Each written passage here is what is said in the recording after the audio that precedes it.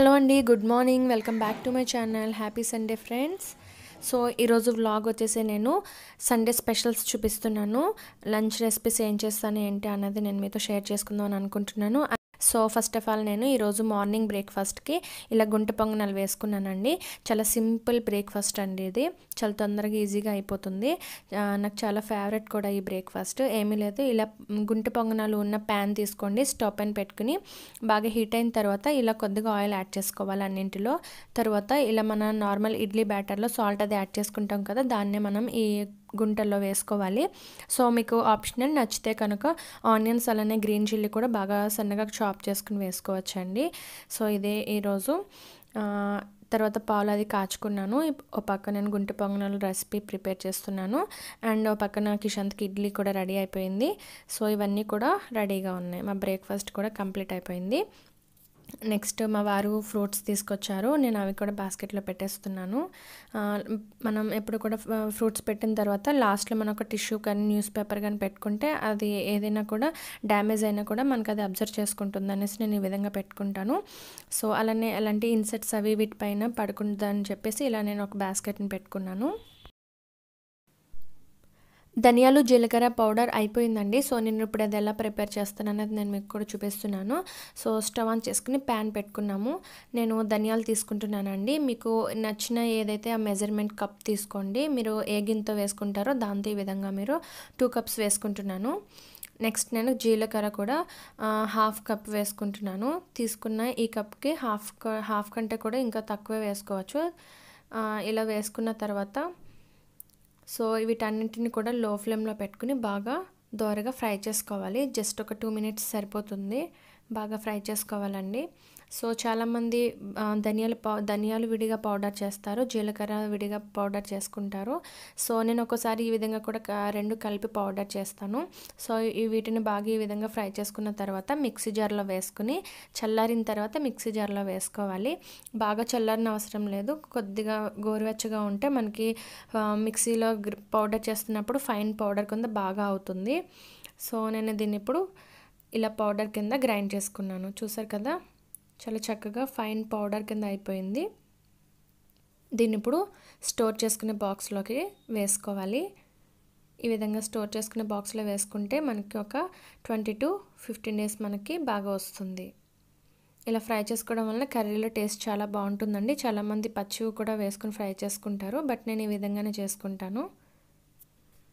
తర్వాత గరం మసాలా పౌడర్ కూడా అయిపోయిందండి, దాన్ని కూడా నేను పౌడర్ కింద చేసుకుంటున్నాను. ఈ రెసిపీ నేను డిస్క్రిప్షన్ బాక్స్లో పెడతాను, సో మీరు చెక్ చేసుకోండి. ఎందుకంటే నేను ఆల్రెడీ నా ఛానల్లో నేను ఈ గరం మసాలా పౌడర్ ఎలా ప్రిపేర్ చేయాలనేది చూపించాను.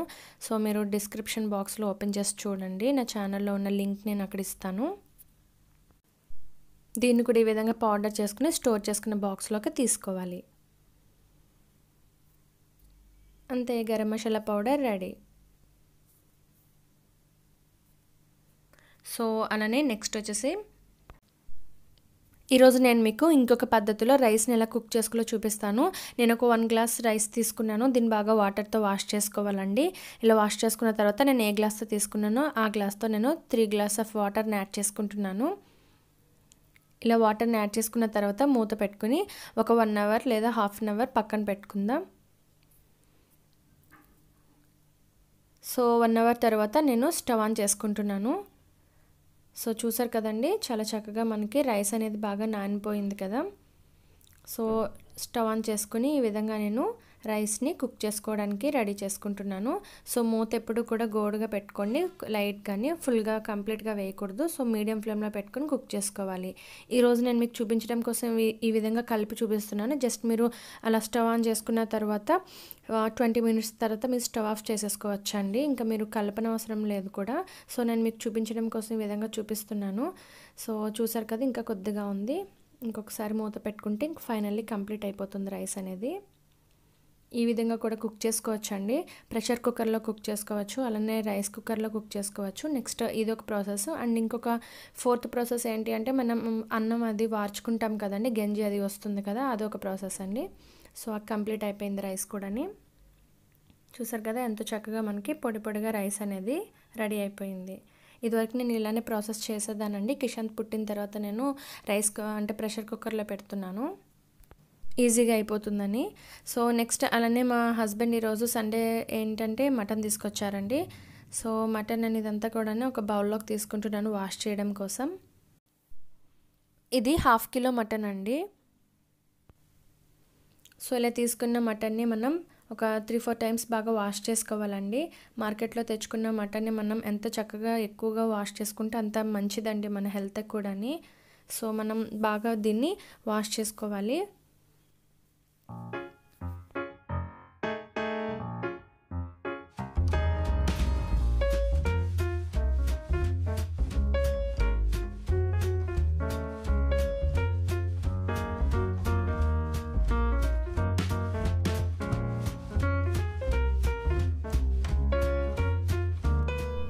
తర్వాత ఇందులో ఇంకొకసారి పసుపు వేసుకుని మొత్తం బాగా కలిసేలా కలుపుకుని మరొకసారి వాష్ చేసుకుందాం.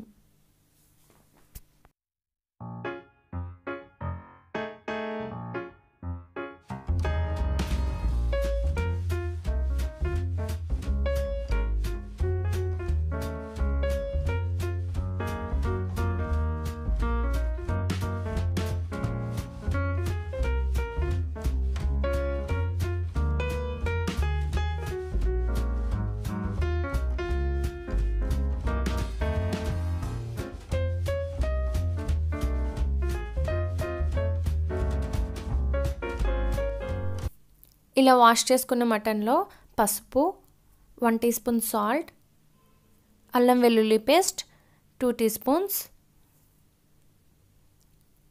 అలానే పెరుగు 3-4 టేబుల్ స్పూన్స్ ఇవన్నీ కూడా వేసుకుని బాగా కలిసేలా కలుపుకోవాలండి. బాగా మిక్స్ చేసుకోండి.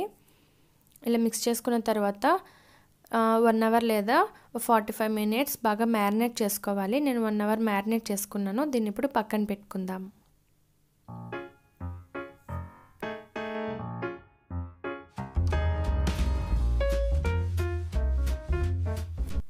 తర్వాత కర్రీలోకి నేను ఆనియన్స్ కట్ చేసుకుంటున్నానండి.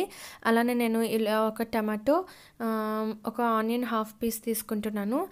వీటన్నింటిని కూడా నేను కట్ చేసుకుంటున్నాను. ఎందుకంటే నేను ఈరోజు మిరియాల రసం చేద్దామని అనుకుంటున్నాను, పెప్పర్ రసం. సో యాక్చువల్గా ఈరోజు నేను మీకు చూపిస్తున్న పెప్పర్ రసం అనేది ఇంకొక వే అండి. అంతకుముందు ఫస్ట్ నా ఛానల్లో కూడా నేను ఇంకొక ప్రాసెస్లో నేను ఈ పెప్పర్ రసాన్ని ప్రిపేర్ చేశాను. సో నేను ఆ లింక్ అనేది డిస్క్రిప్షన్ బాక్స్లో లింక్ అనేది నేను యాడ్ చేస్తాను. మీకు నచ్చితే కనుక మీరు ఓపెన్ చేసి చూడండి ఫ్రెండ్స్. వింటర్లో ఈ పెప్పర్ రసం అనేది మనకి జలుబు, దగ్గు, రొంప, అలానే గొంతు నొప్పి వీటన్నింటినీ కూడా మనకి చాలా రిలీఫ్గా ఉండేలా చేస్తుందండి. మంచి ఉపశమనాన్ని లభిస్తుంది. సో వింటర్లో చాలా హెల్తీగా మంచిదండి. వీక్లీ ఒక 2-3 టైమ్స్ అయినా కూడా చాలా మంచిది. పిల్లలకి ఇంకా మంచిదండి పెట్టుకుంటే ఇలా మనకి. సో మీరు కూడా తప్పకుండా ఇలా ట్రై చేయండి. వీక్లీ ఒక 2-3 టైమ్స్ మీరు ఇలాగా పెప్పర్ రసాన్ని ప్రిపేర్ చేసుకోండి. చాలా టేస్టీగా ఉంటుంది.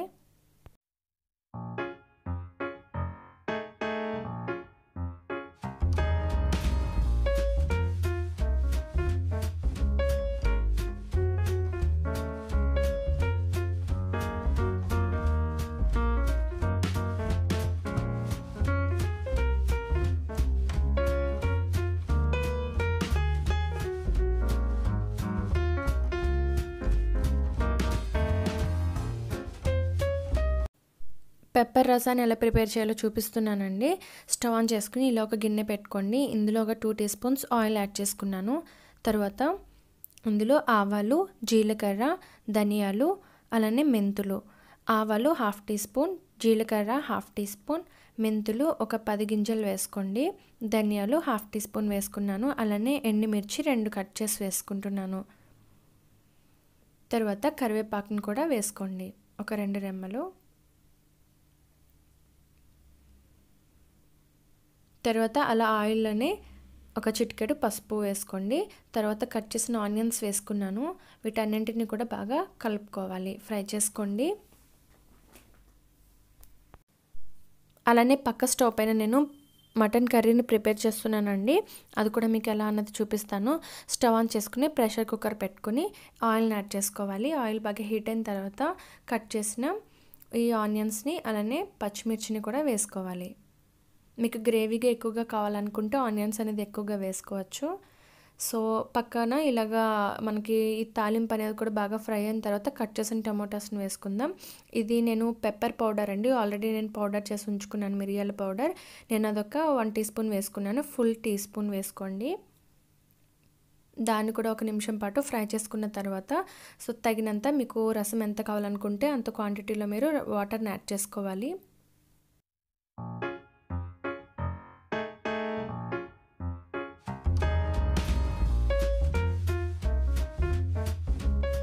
తర్వాత పెప్పర్ రసంలో తగినంత సాల్ట్ని యాడ్ చేసుకోండి. ఇలానే ఇటు పక్కన మనం ఆనియన్స్లో కొద్దిగా సాల్ట్ యాడ్ చేశాను, ఎంతో కాదండి, ఆల్రెడీ మనం మటన్లో మ్యారినేట్ చేసి ఉంచుకున్నాం కాబట్టి చూసి వేసుకోండి. ఒక 1/2 టీ స్పూన్ వేసుకున్నాను నేను. నెక్స్ట్ నేను ఈ పెప్పర్ రసంలో చింతపండు వేసుకుంటున్నానండి. జస్ట్ ఒక లెమన్ సైజ్ అంతా చింతపండు వేసుకుంటున్నాను. చిటికెడు కారం వేసాను. తర్వాత బెల్లం వేసుకుంటున్నానండి. నేను ఈ సైజ్ బెల్లం ముక్క వేసుకున్నాను, అంటే మీకు చెప్పడం కోసం 2 టీ స్పూన్స్ వేసుకోండి. సో మీడియం ఫ్లేమ్లో పెట్టుకుని ఈ రసాన్ని మనం బాగా బాయిల్ చేసుకోవాలి. ఎంత బాగా మరిగించుకుంటే అంత టేస్టీగా ఉంటుంది. సో ఈలోపు నేను ఈ విధంగా ఫ్రై చేసుకుంటున్నాను ఆనియన్స్ని. మటన్ కర్రీకి ఆనియన్స్ బాగా ఫ్రై అయిపోయాయి కదండి, ఇలా మ్యారినేట్ చేసుకుని మటన్ని ఇందులో మనం యాడ్ చేసుకుందాం. ఇప్పుడు బాగా కలిసేలా కలుపుకుందాం. ఇలా బాగా కలుపుకున్న తర్వాత మూత పెట్టుకుని ఒక 15 మినిట్స్ లేదా 20 మినిట్స్ బాగా మగ్గించుకోవాలి. మీడియం ఫ్లేమ్లో పెట్టుకోండి. పెప్పర్ రసం బాగా మరిగిపోయిందండి. సో దీన్ని నేను ఇప్పుడు స్టవ్ ఆఫ్ చేసుకుని పక్కన పెట్టుకుంటాను. ఇందులో కొద్దిగా కొత్తిమీరని కూడా యాడ్ చేసుకోండి తర్వాత. సో ఈ విధంగా ఇటు పక్కన మటన్ అనేది కూడా బాగా మనకి మగ్గిపోయింది కదండి, చూసారు కదా, ఈ విధంగా బాగా కలుపుకోవాలి. నెక్స్ట్ ఇది కసూరి మేతి అండి, ఇది మీకు ఆప్షనల్, కావాలితే వేసుకోండి, టేస్ట్ బాగుంటుందని చెప్పి వేస్తున్నాను. సో 1 టీ స్పూన్ కసూరి మేతి తీసుకుని నేను ఈ విధంగా బాగా నలిపి పౌడర్ కింద వేసుకుంటున్నాను. టేస్ట్ బాగుంటుందని చెప్పి వేసుకున్నాను, ఇది మీకు ఆప్షనల్ అండి. తర్వాత కారం 2 టీ స్పూన్స్ వేసుకున్నాను. మీకు ఎంత స్పైసీగా కావాలనుకుంటే అంత కారం వేసుకోండి. తర్వాత ధనియాలు జీలకర్ర నేను పౌడర్ చేశాను కదా, అది 1.5 టీ స్పూన్ వేసుకున్నాను. ఇలా బాగా కలిసేలా కలుపుకోవాలి. తర్వాత నేను ఇది గసగసాల పౌడర్ అండి, ఆల్రెడీ నేను గసగసాలని కొద్దిగా ఒక లైట్గా దోరగా ఫ్రై చేసుకుని నేను దాన్ని కూడా పౌడర్ కింద చేసుకున్నానండి. సో దాన్ని కూడా నేను 1 టీ స్పూన్ వేసుకున్నాను. ఇవన్నీ కూడా టేస్ట్ మనకి కర్రీ టేస్ట్ పెంచడం కోసం అండి. సో ఇదొక ప్రాసెస్, ఆల్రెడీ నేను నా ఛానల్లో చాలా ప్రాసెస్లో నేను ఇక మటన్ కర్రీ ప్రిపేర్ చేశాను. సో మీరు అది కూడా మీరు చెక్ చేయండి. ఇలా తగినంత వాటర్ని యాడ్ చేసుకోవాలి. 1 గ్లాస్ వాటర్ని యాడ్ చేసుకున్నాను నేను. సో ఇప్పుడు మూత పెట్టుకుని 7 to 8 విజిల్స్ వేయించుకోవాలి. మీడియం ఫ్లేమ్లో పెట్టుకోండి.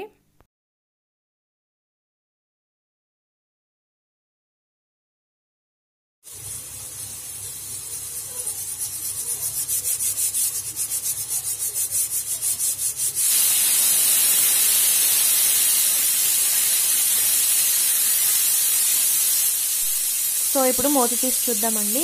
మరలా స్టవ్ ఆన్ చేసుకుని లో ఫ్లేమ్లో పెట్టుకోండి. చూసారు కదా ఎంత చక్కగా మనకి ఈ కర్రీ అనేది రెడీ అయిపోయింది కదా.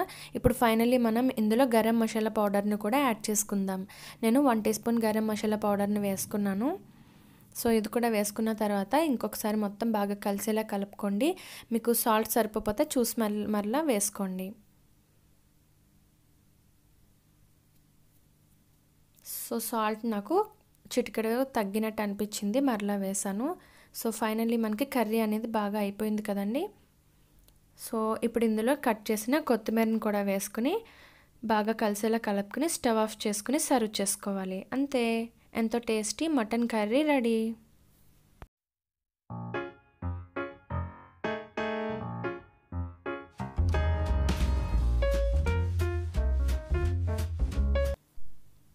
So today my lunch menu: boiled rice, pepper rasam and mutton curry. So yummy and tasty lunch complete అయిపోయిందండి. సో ఈవినింగ్ లైవ్లోకి వచ్చాను. సో ఆ రోజు నేను చాలామంది మెసేజెస్కి రిప్లై ఇవ్వలేదని చాలా హర్ట్ అయిపోయారండి. సో ఏమీ అనుకోకండి ఫ్రెండ్స్, ప్లీజ్. ఓకే ఫ్రెండ్స్, ఈ వ్లాగ్ ఇక్కడ ఎండ్ చేస్తున్నాను. హోప్ మీకు ఈ వీడియో నచ్చుతుందని అనుకుంటున్నాను. నచ్చితే లైక్ చేయండి, కామెంట్ చేయండి, షేర్ చేయండి. మరొక వీడియోతో మళ్ళీ కలుసుకుంటాను. Take care, bye bye.